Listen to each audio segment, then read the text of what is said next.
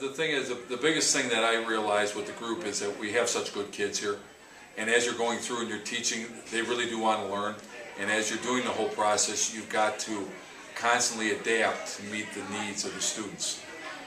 From special ed standpoint, they have to be very frustrated with the fact that there's so much stuff you want to cover to help our kids, and you've got to make sure you go at the correct pace to make sure that they get it.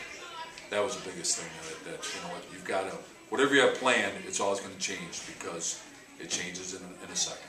So make sure they get it.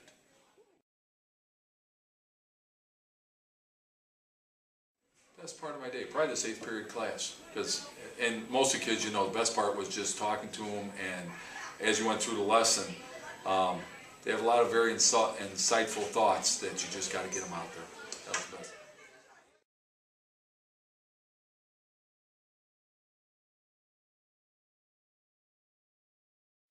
Oh, we should do this. We should have, I'd say, administrator do it, if not once a year, every other year.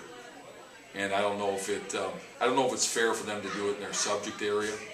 I think it's a little better where if they could do it in the class that's a little more generic. Because if they do it in their subject area, they're going to take it very serious and worry more about the content than the student, engaging the students in learning. And that's all I was trying to do today, was engage the students in learning.